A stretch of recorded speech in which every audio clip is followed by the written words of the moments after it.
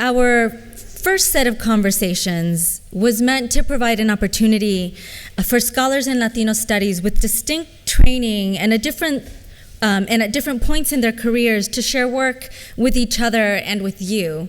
Our second set of conversations builds off a similar meeting across disciplines and career trajectories, but truthfully was orchestrated so I could experience the unique pleasure and horror of discussing the work of an artist present in the room. It'll be awkward for both of us.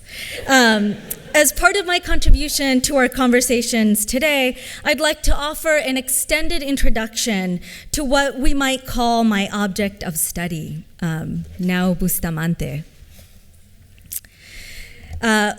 who will then in turn refuse object status and offer us a talk herself before we open up to questions from the audience.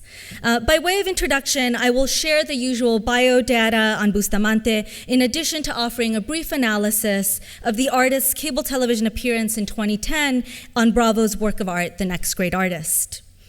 An internationally renowned Chicana artist, originally from California, Bustamante currently resides in upstate New York, where she serves as associate professor of new media and live art at Rensselaer Polytechnic Institute. The West Coast will soon welcome her home as the newly appointed associate professor and vice dean of art at the USC Roski School of Art and Design, where she will lead the school's Master of Fine Arts program. Bustamante's work encompasses performance and visual art, video installation, filmmaking, and writing. She has exhibited at the Institute of Contemporary Art in London, the New York Museum of Modern Art, the San Francisco Museum of Modern Art, Sundance International Film Festival, Outfest International Film Festival, El Museo del Barrio, and the First International Performance Biennial, among others. But today I want to talk about the work elaborated in an entirely different venue and medium: television. Those familiar with Bustamante's work will know of her long flirtation with popular media and indeed her desire to invoke the genre within her practice. From her 1992 appearance on the Joan Rivers Show as the sex-positive stunt exhibitionist Rosa, to her performance citation of the circus and pageant in America the Beautiful, Bustamante has often explored how, quote, the mainstream is intervening in the art world. To some of us then, it was unsurprising that Bustamante was among the 14 participants on Bravo's first season of Work of Art, The Next Great Artist. The topic of my talk today is her spectacular elimination during the fourth episode of the televised competition, which occurs after her piece, Barely Standing, fails to elicit the measured shock called for in the episode's challenge to create a shocking piece of art, a calculated skill the show's judges and producers seem to think a necessary ability for the telesphere's next great artist. This performance should be read in relation to national dialogues on Latino belonging and inclusion. Work of Art, The Next Great Artist, premiered at a moment characterized by seemingly contradictory messaging on the incorporation of people of color in the political arena, which is to say halfway through President Barack Obama's first presidential term and just a little over a year after Chief Justice Sotomayor's confirmation, but also amidst a resurgence in xenophobic anti-immigrant legislation, most notoriously Arizona's SB 1070, which supported police profiling of Latinos as always suspect undocumented migrants. In turn, this legislation mobilized a cadre of immigrant rights demonstrations.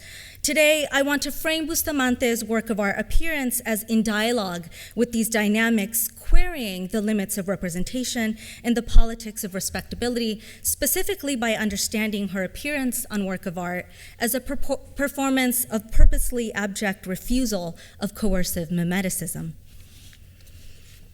For those of you unfamiliar with the show, Work of Art borrows from the format of its sibling, Project Runway, in which competitors create work in response to a per-episode challenge for which they are judged. The top and bottom three works are discussed before a winner is selected, and the artist that created the weakest piece is sent home.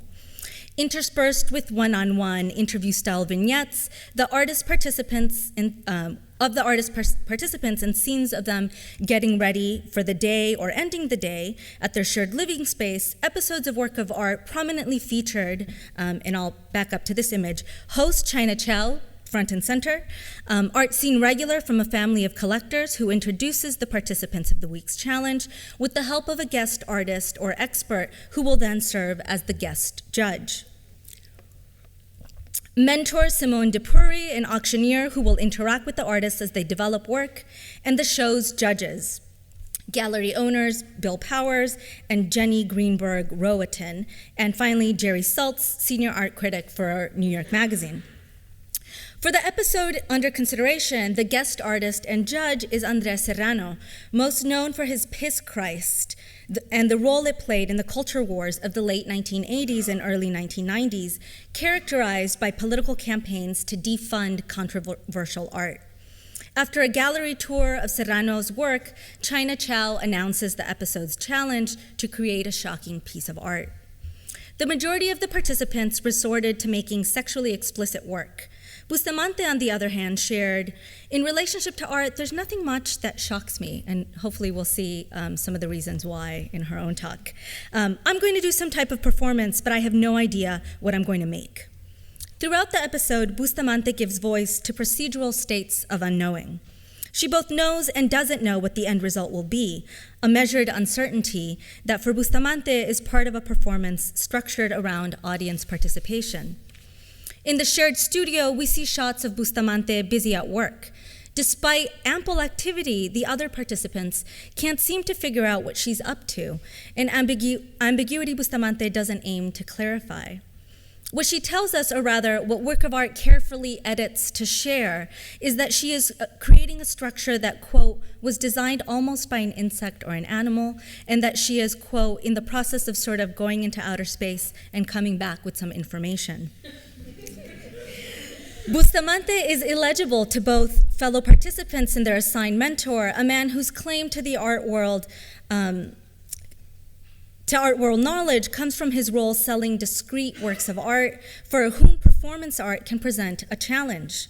When Depury tells her it's very difficult to give you any advice because whatever you're doing now is so diametrically opposed to what will come out tomorrow, he also acknowledges the challenge that a performance presents for the very structure of the show. Indeed, we see the ways the format of the show relies on certain presumptions about the way art is crafted, presented, and consequently dictates the way it ought to be, awarding those that play the game well. Bustamante's chosen genre, performance, places her outside expected parameters, such that, unlike the works of her fellow participants, we know very little of hers and see even less. The camera, in fact, struggles to capture Bustamante's contribution in a single frame. Though perhaps technically capable, and we can query whether it is, the camera fails to capture the scope of a performance meant to occur over a period of time and principally through engagement with a crafted environment and live audience. Additionally, Bustamante refuses to provide a legible and accessible narrative on what she is constructing and why, providing only otherworld reference, the insect, the animal, and outer space. Our understanding of the piece through work of art, then, is poor.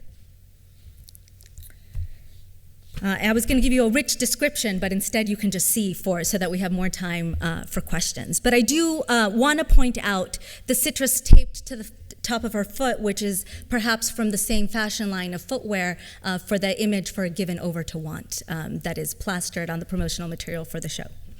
I also want to share a short clip that shows us the framing of the performance during the episode. Where's my mouse? I'm glad she put herself in the work. Yeah.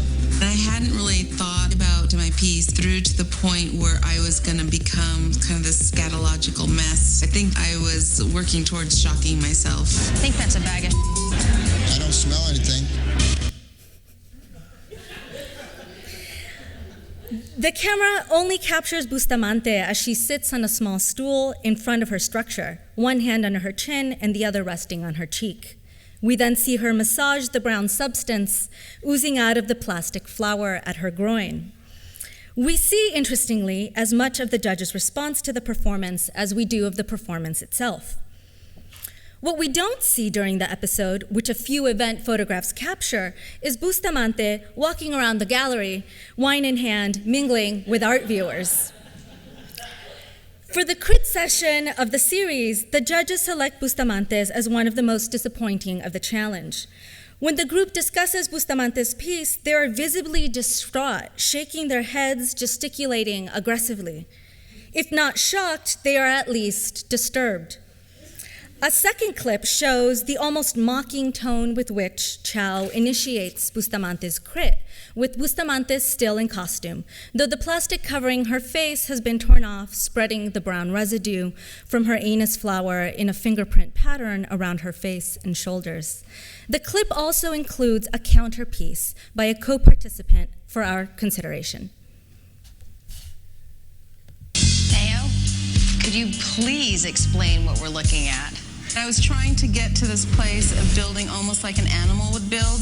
But why were you rubbing yourself? I wasn't rubbing myself, I was rubbing this. Is it supposed to be excrement? It wasn't supposed to be excrement, but I think in the end it did read as excrement. See, you don't really know what this piece is. We don't know what the piece is, and it comes off, therefore, as incredibly familiar, kind of adolescent mixed with shock your grandmother performance art. For me, this is one of the more interesting pieces because it's disturbing. It made me think of homeless people, the people we don't want to look at, and especially when we were speaking about your work in front of you like you didn't exist, that also is uncomfortable. Thank you, Nao. Let's move on. My piece is titled IED. So many of our cities are so disenfranchised, stricken by poverty, family structures are destroyed, and thusly kids grow up as these improvised explosive devices. So I have these 3 black male portraits, and I'm depicting them as bombs. They have. So, the judges seem most distraught by the unknowable, and Bustamante refuses to narrate a palatable, consumable practice that is legible to the judges of taste based on standards of knowable beauty, even where the judge is looking to be shocked. That she herself seems to be coming to understand the performance as she discusses it with her judges runs counter to the idea of the artist as genius with methodical reason for producing work. Bustamante's practice is an abject one that immediately renders the judges uneasy, and they respond by vitriolically shaking their heads as if she were a teenager who should know better. But guest judge, artist Andres Serrano, has a very different take on the piece. He pays keen attention to both Bustamante's presence in costume and the terms on which the piece was constructed and received. Serrano is quick to note the ways the work calls forth the abject realm of homelessness and undesirable bodies, unpleasantries this version of the art world would sooner eliminate from their competition. I imagine the performance as bringing that level of discomfort Serrano names to the entire gallery as Bustamante in costume mingled with gallery attendants. When considered alongside the challenge winner, Abdi Farah, that artist included in this clip, we can see that part of that judge's frustration stems from Bustamante's lack of aesthetic accessibility, in addition to the lack of legible identitarian referent in both the crafting of her work and her character on the show. Abdi Farah's IED, improvised explosive devices, which would go on to win the challenge, was presented to the judges with a well-rehearsed explanation. The work is accessible on multiple registers. Aesthetically, it is representational and illustrative of the narrative he provided. Additionally, he announced the piece's immediate import as evidenced by his political content: race, class, family values, all of those keywords that we'll hear in the primaries. Specifically through the pathological Black family. He has crafted a piece that reflects on social injustice and builds a visual metaphor for contemplation that facilitates a disinterested engagement for the judges. During their critique of Farah's piece, the judges comment that Farah's bombs, quote, have a kind of, if not shock, at least magnetic power, that the shock lies in, quote, the threat of imminent violence, and finally that, quote, it just has lots of different layers. The more that I hear about it, the more I'm enjoying it. The judges are explicitly intrigued by the promise of threat to the point of gleeful enjoyment. The work is squarely within the terms of disinterested Kantian enjoyment of art, here linked to the anticipation of Black men performing within racialized codes of comportment, that is, explosive physical violence. The reasons why seem almost irrelevant, given the tantalizing threat that they will. Farah's piece provides a safe way for the spectator to engage in ghetto gazing, allowing proximity to theoretical racialized risk. In The Protestant Ethnic and the Spirit of Capitalism, Ray Chow argues that capitalism hails, disciplines, and rewards ethnic identities constituted by certain forms of labor. Further, that racialized subjects are hailed as protestant ethnics in the same dynamic that perpetuates their subordination, since resistance and protest, when understood historically, are part and parcel of the structure of capitalism. They are the reasons capitalism flourishes. Ethnic laborers, Chow argues, are theoretically produced in terms of opposition and resistance, hailed by various apparatuses through what she calls coercive mimeticism, which calls on racialized subjects to replicate internalized cultural stereotypes and in this way perform proper ethnicity. After the crit with the artists, the judges withdraw to decide the best and worst among them and select a winner. Farah's piece is lauded as weird, mysterious, and for its ritualistic qualities, coded racialized language that haunts the presence of the young Black artist and against which his success is measured. Meanwhile, Bustamante is explicitly called out for not being able to provide a narrative of her work, for truly shocking the judges and disturbing their disinterested contemplation with an excess of negative affect. Put another way, Bustamante's refusal to succumb to the pressures of coercive mimeticism results in an abject aesthetic strategy that affronts the premise of the show. Structured through the Kantian tradition of judgment, taste, and beauty, but also shows how these require subjects that respond to institutional identitarian hails. The two finalists whose work most approximate a true work of art crafted projects that illustrate the effects of racism and explore female sexuality and the male gaze respectively, and really explicitly. Awarding Farah is to award the proper incorporation of special interests, race, class, gender, into aesthetic practice without disrupting contemplative spectatorship. Indeed, Farah models proper protesting ethnic comportment, even as his presence speaks to the viability of the bootstrap model for success and art as a pathway for escape. He presents a recognizable critique of capitalism that not only postulates a possible, plausible resolution, repair inner city conditions and racism, but also is performing the remediation even as it performs the critique, because the artist is living proof of the success of incorporative multiculturalism. This moment in work of art reveals the ways in which minoritized subjects are expected to perform in order to be judged as successful, even exemplary participants of a multicultural society. It is no surprise then that Farah goes on to win the entire competition. Of her own piece, Bustamante has said, "The piece was called Barely Standing. I think there was a deep sadness expressed in the work, and I think that did come through for the viewers in the gallery. I also thought the work looked beautiful on TV. When I saw it, it looked so beautiful, I thought I would scream." Bustamante describes her work on an affective register as generated through an engagement with the gallery audience, an interaction we see little of. When she says the piece looked beautiful, I of course think of the standard of beauty set by her in America the Beautiful, where the beautiful is performed against standards of proper racialized comportment and towards a refusal to function as a cultural repository for the ideological myth of egalitarian incorporation. When Bustamante is eliminated with the catchphrase, "Your work of art didn't work for us," I am struck by the use of the word work, conveying not only that the piece didn't accomplish the desired aesthetic results for the challenge, but also that it failed to do the labor as a cultural product for a larger ideological apparatus, principally through Bustamante's refusal to be legible or accessible.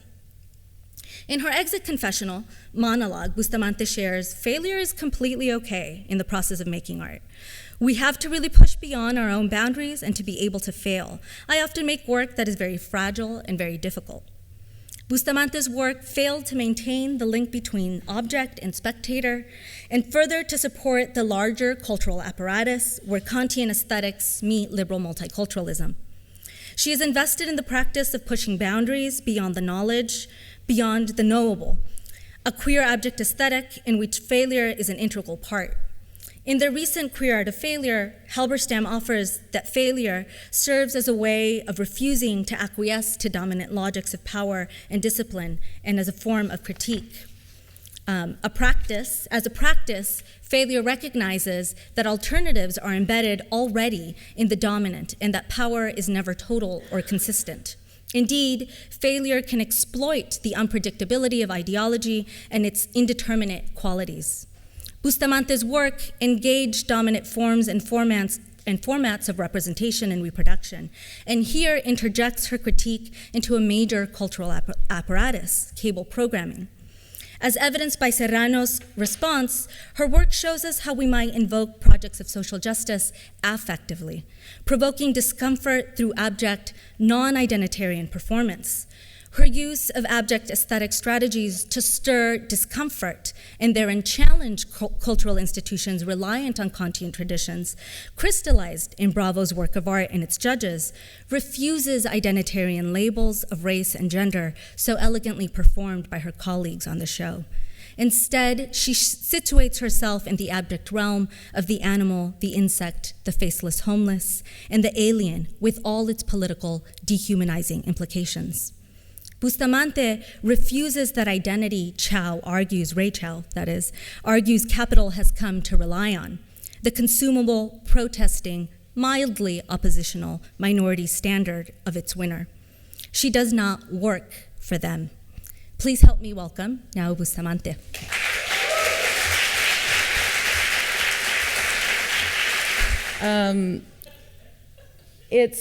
It's complicated. It is complicated because I just am sitting there and I'm hearing all this, and I'm sitting in this auditorium in Brown, and it's such, it's the institutional space is just kind of pressing on me, and this idea that I'm now, this, vice dean. They don't know how lazy I am, and.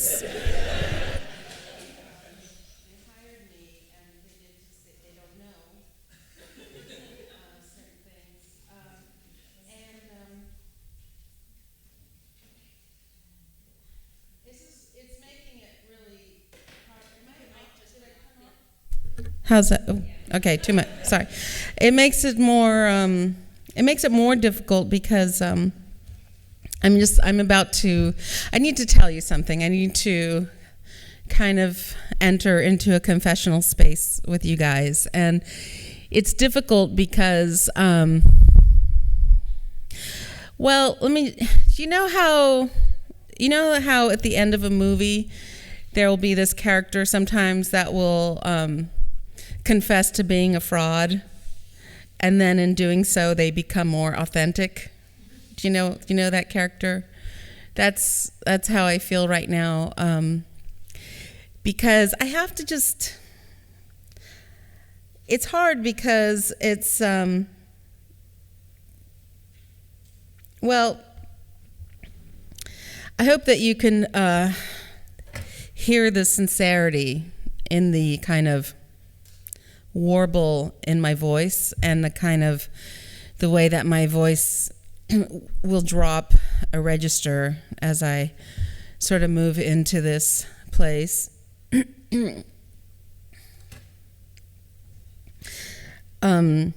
Throat clearing is also another indicator of sincerity. And so what I have to tell you is that I'm actually not an artist. And this was all quite by mistake. Everything that has happened to me, and it's really bearing down on me today, and I just felt like I had to confess it to you because I just can't take it anymore. The pressure that I feel in this role that I've kind of been imposing on myself. And I just don't think, I would like you to know how I feel, but I don't think you can know how I feel unless you let me hypnotize you. Will you let me hypnotize you? Can I have a little bit softer lights in the audience, please? And maybe just a little bit softer on me as well.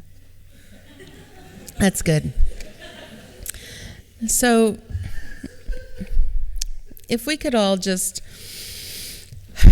kind of move into a space, we're going to just kind of quickly move into an alpha space. And what I need you to do to help you do that is to uncross your arms and legs and to place yourself upright in a relaxed position. And I want you to begin softening your gaze or closing your eyes, one or the other. I can see you, so probably best just to close your eyes and just listen to my voice, and I'll take you there. So I want you just to breathe deeply as you begin to relax, just letting go the stresses of your life. Continuing to breathe deeply as you relax the top of your head, your forehead, and the bridge of your nose. Your nostril passages, you continue to breathe deeply as you relax the cheeks of your face. The jaw, allowing your jaw to drop a little bit. Relaxing your head so it moves slightly forward and up on your spine, balancing like a big bowling ball. Relaxing your neck, the back of your neck, allowing your head to slightly move freely. Relaxing your throat, relaxing your shoulders back and down in a very neutral position, relaxing the tops of your arms and your elbows, your forearms and your hands, relaxing your chest, opening up your heart, relaxing your stomach, your emotional center, relaxing your lungs as you breathe deeply. Let's all take a big breath together. Relaxing your intestines and your sex and your large buttocks and your chair and your legs, the top of your legs and your knees and your shins. Relaxing your calves and your ankles and your feet and your toes. So I want you to feel yourself in this auditorium, and I want you now to imagine a very large balloon of any color. And I want you to fill that balloon with all the troubles and cares in your life, all the stresses. Any troubles around school, romance, finances, health, family. Anything that is troubling you, I want you just to place it inside that balloon and walk the balloon outside in your mind's eye, out the front door. Now let the balloon go and watch it get smaller and smaller as it flies away. It's just a very small dot on the horizon. And now it's gone. It's off doing all the work for you that you need to have done. Now you're back here in the room, and in your mind's eye, you see me standing before you, just as you saw a moment ago. And you come and you give me a hug, you smile, and you notice that there's a little zipper on my forehead, right where my hairline meets my forehead, and you begin to unzip me. You unzip all the way down my face and my neck and torso, and my skin just falls right off. You step into my skin, and it fits you perfectly. And you pull up the skin around your feet and your legs, and you put your hands in my hands, and you pull up my head over your head like a hoodie, and you just zip my skin right onto yourself. And now you imagine what my struggles might be like, what my joys might be like, what my hopes and dreams might be like. My hopes are your hopes. My dreams are your dreams. My struggles are your struggles. On the count of 3, be me. 1, 2, 3, be me. Okay, you can open your eyes now. That's a hypnosis for work called Find Yourself Through Me, in which I dress people and take a digital portrait of them after hypnotizing them to be me. And I place them inside of an image. It's ongoing work. And before we leave today, make sure that I unhypnotize you so that you can go back to being you.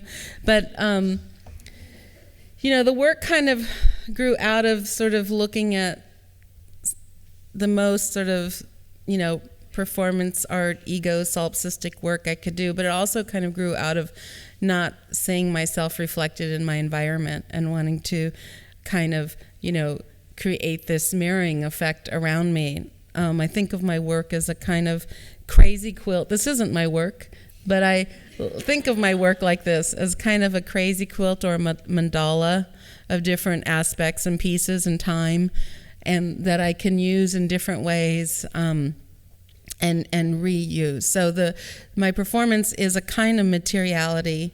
The work that Leti was referring to earlier, Indigirito. This is an image from 1992, and some of you are too young to really remember 1992, but it was this moment where there was lots of celebrations around the discovery of the Americas, and there was a kind of atmosphere around art, especially artists of color, that if you made work around this, that you could somehow get funding. And so I was living in San Francisco at the time, and it was really made on a fluke. I was talking to a friend of mine, a poet named Lex Lonehood, who had a salon in San Francisco, and he said, I'm having a salon. I hope you could come and perform. And I said, yeah, I'll bring my strap-on burrito. And then we laughed so hard, and I said, oh, I have to make a strap-on burrito.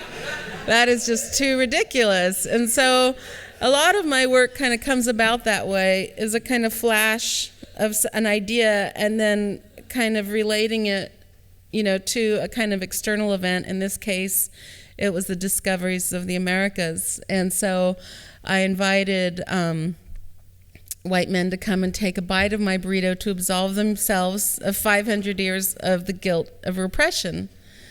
And then, as I moved along in that conversation, a couple of men came up, and then I said, well, anyone who has an inner white man, anyone who's just hungry, and we kind of kept broadening the scope, but, really kind of taking off from this idea of the body as, vulnerable, and then moving into the work now, which is more about protecting the body, thinking about this place of sculpting the body as in America the Beautiful, or in this work, this projection is really wide. It's set at extra, super wide, interesting, exciting angle. This is, of course, the work that is on the poster, Given Over to Want, and the work kind of came about from being I was in Chile, and I presented a work called Hero, and there was a lot of, it was very verbal. There was a story, and I didn't feel like people were really getting it as much as I wanted them to do. And so we were drinking a lot of boxed wine, and I had this idea about strapping this box of wine to my head and then sort of following the stream of wine, trying to drink from it. And it was really just a flash of an idea. And so I went ahead and performed it, and a lot of times the work also happens that way. It's sort of develops in front of an audience. This work is called Nao's Under the Rug, and under the rug for about 45 minutes with a microphone and sort of responding to the environment around me. And The work was also sort of speaking to ideas around disappearance of performance in institutional spaces. So this was at Yerba Buena Center for the Arts. It was very early on in their kind of inauguration of the space, and they hadn't had much performance. And oddly, they had asked me to perform and another artist named Catherine Williamson, and without talking to each other, she made a performance in a hotel room across the street where you had to look in a telescope to see her. And then I made a work where I was under the rug. So I think we were both kind of on the same page in that way. But in this work, you know, because of my, I guess, reputation as a kind of trickster, people didn't think I was really under the rug. And so they were, you know, sort of hitting me and sitting on me and pushing me. And the more I would respond, the more they would think that I was somehow watching on, you know, a closed circuit television somewhere else. This work is a kind of endurance piece. I like to think of this work also as media, a kind of projection. I think it warrants kind of looking at it as a projection work. It's called Sans Gravity. And I think sometimes the work that I make will get reinterpreted, and that's great. I like these different ways that things become interpreted. But, you know, when I made this work, I was thinking about the idea of the gravity inside of the body versus gravity outside of the body. And I was trying to create a head on my head as a way of sort of feeling a kind of peacefulness, but the work gets interpreted as torture, right? So it kind of, the work as it moves through time and space, it then becomes reinterpreted by the conditions that we have presently. In this work, Deathbed, I wanted to imagine, I thought if I could stage my death, if I could stage my death so people found me dead, what would it look like? Was kind of my jumping off point for this work. It was, you know, there were a couple things influencing the work. One, my lifelong obsession with death, which I think a lot of people have. You know, my father had recently passed away, and I recently saw Celia Cruz lying in state within a couple years before making this work. And so for me, a couple of years is kind of recent. Like, I will sort of have a piece in my head for, could be 2 to 5 years before I even write anything down or think about sketching it out. And usually the work that I make is the work that doesn't go away, is kind of my strategy. If it doesn't go away, then I just make it. I say, okay, I guess I have to just make you so I can stop thinking about you. And this was one of those works. But oddly, this work I made as my audition piece for the work of art. And it was, because it was the work that was sort of most on the top of my brain at the time when I had to make something for my audition piece. So I said, well, I'll just make this because that's what I want to make. And oddly, the first competition was a portrait, and the young man who I was paired with, Miles, he made me dead without knowing about the other work. So that was interesting. I thought, coinky-dink, kind of moving into the work. Here's that portrait of me with the others, right, looking haughty.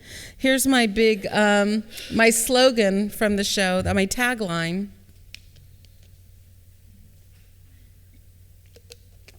And that's sort of what I said to Jerry Saltz in the first episodes 1 and 4, being kind of like my big episodes. If you go back and look at it, I think it's, you know, a lot of it's online. Here's the work, obviously, I was kicked off with.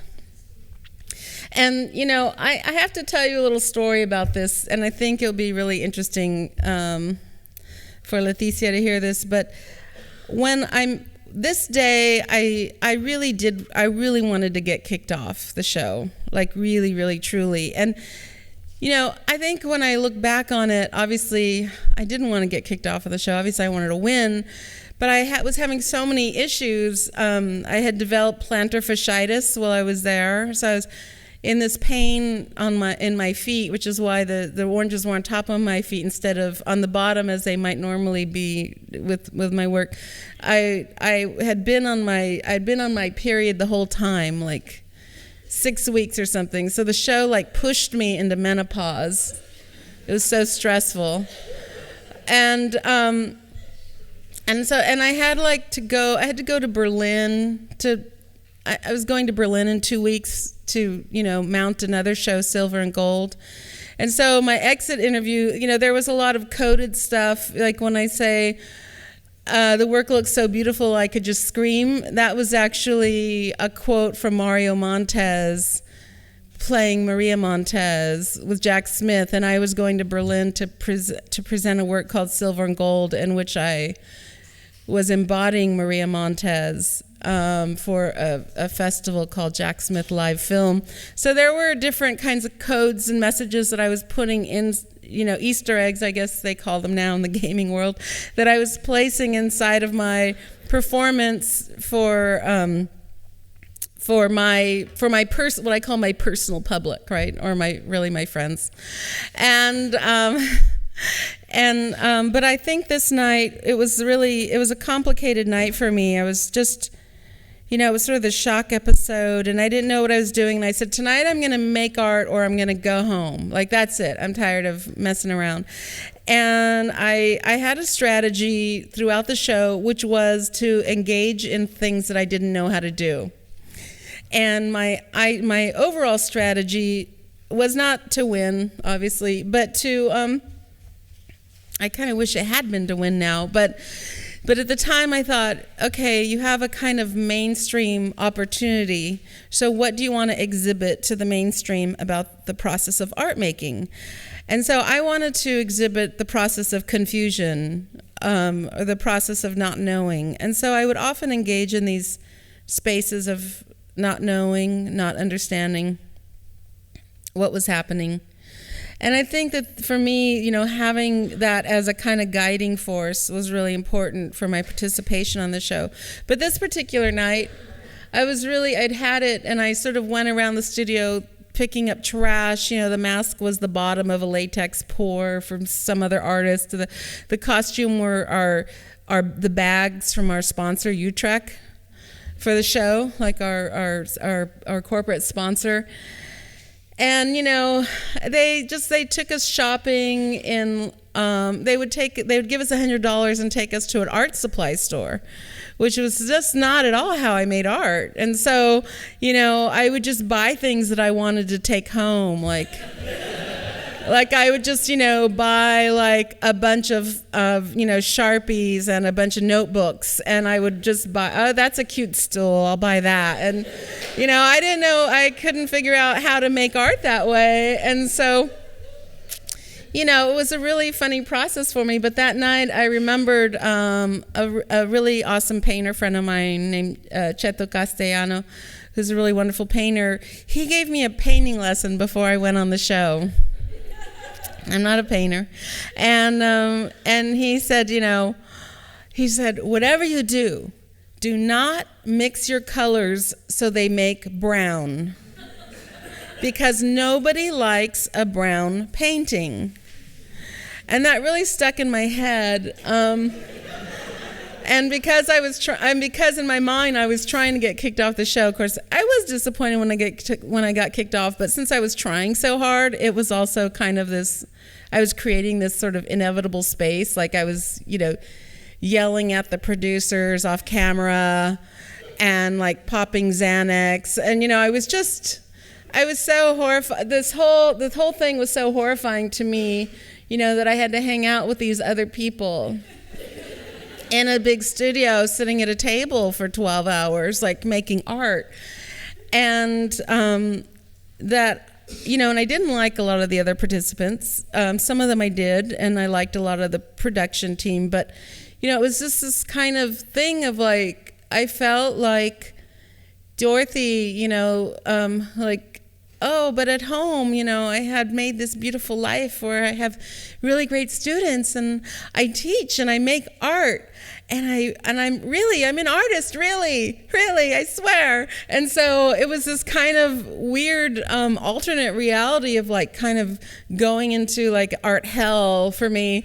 And so I was really, other people were really having fun and enjoying it. I was getting drunk off camera and like being belligerent to people. And then people would complain to the producers the next day, and then the producers would come and say, "Can you tell us when you're doing this so we could send the camera people?" And I was staging these weird these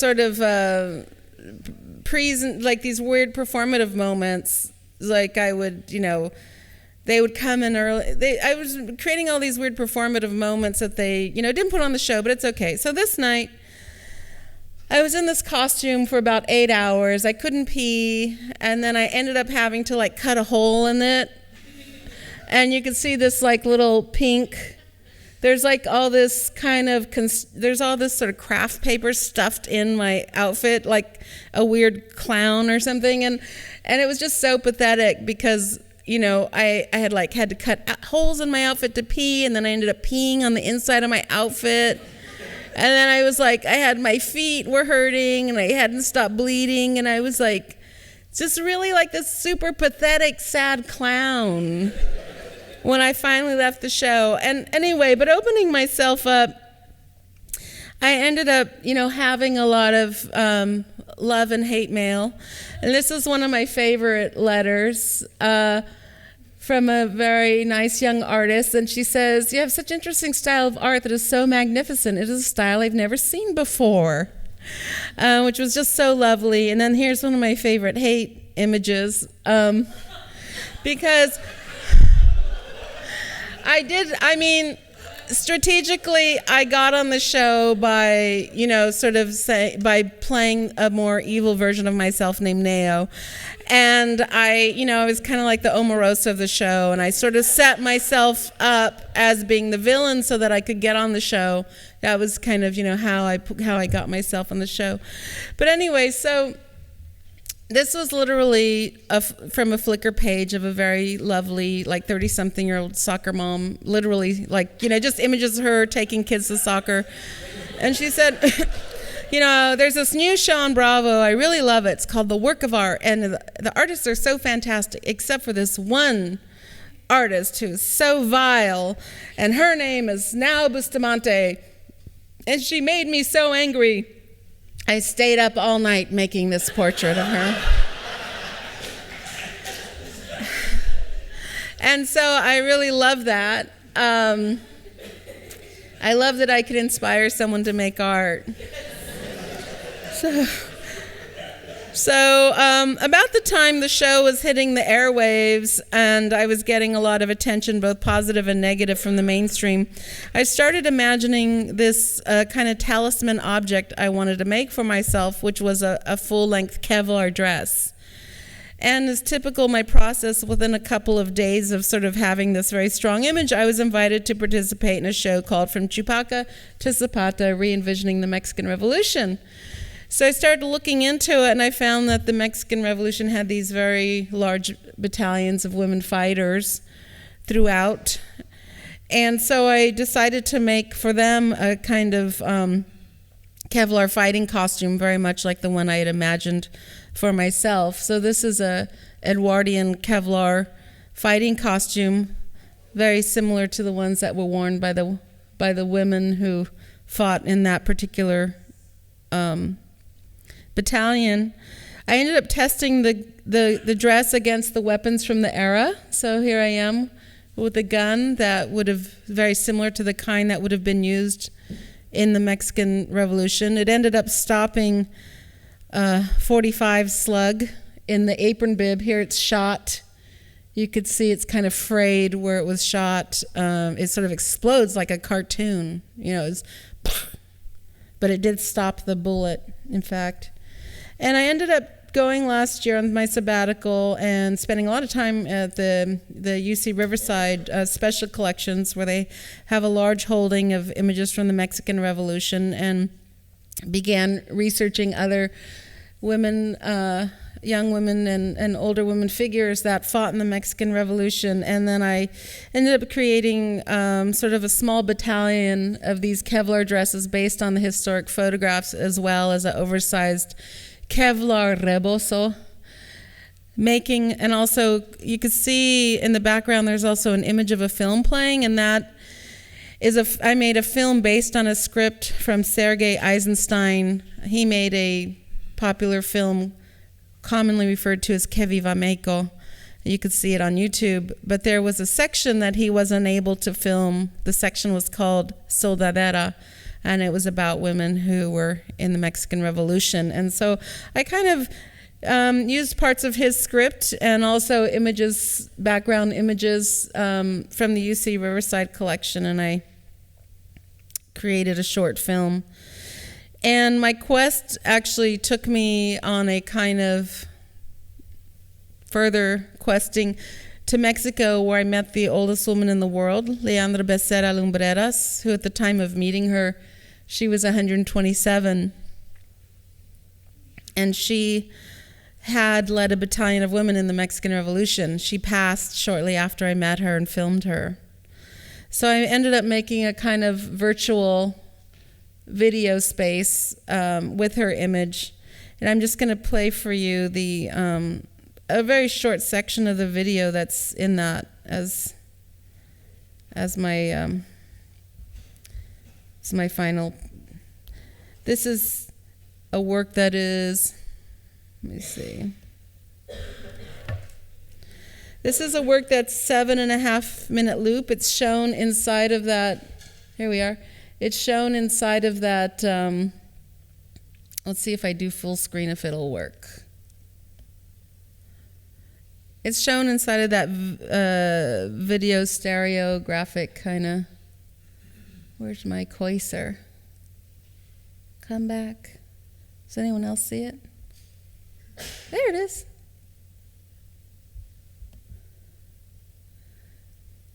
I can hardly see what's happening. I guess we'll do that. No, we'll do this.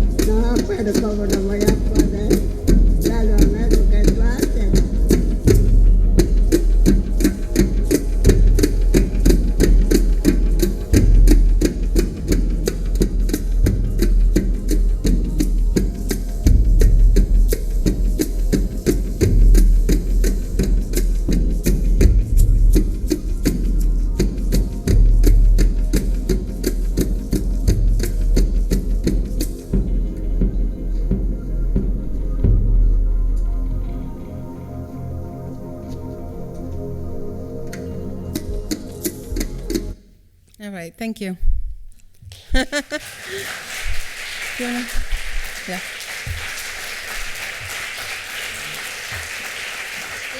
I think it would actually be really great to just actually allow you to tell us a little bit more about Soldadera. Well, it's an ongoing work. It's kind of expanding as it goes, and the intention of the work is to time travel to protect women who fought in the Mexican Revolution and to create a different kind of framework in which to talk about war and revolution and different kinds of utopic experiments. And so those are kind of the overarching ideas around the work. In the installation, there are the dresses. There's also some work from Leandra herself, some needlepoint work from her. There's archival photographs, and there are three different films actually. One showing me shooting the dress, and then a couple of other works. The film Soldadera, which is based on the Eisenstein film, and then also the work that you just saw with Leandra called Chakmul.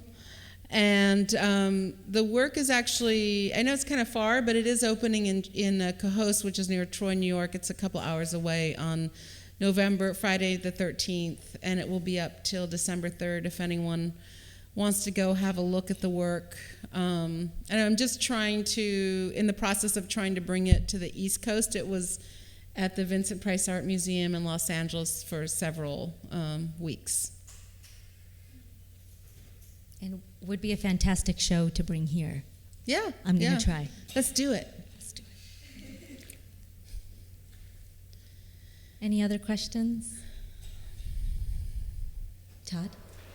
It seems like at different times your work has had a differing relationship with sort of consumer commercial goods, because I see and I was thinking about this during both of our previous presentations, sometimes La Sucia seems connected very much to the natural and things like blood or dirt, and consumer goods represent sort of the sterilization of that, but at other times they are part of the suciedad. So I guess I was just wondering if you could talk about how your relationship to commercial goods has changed at different times.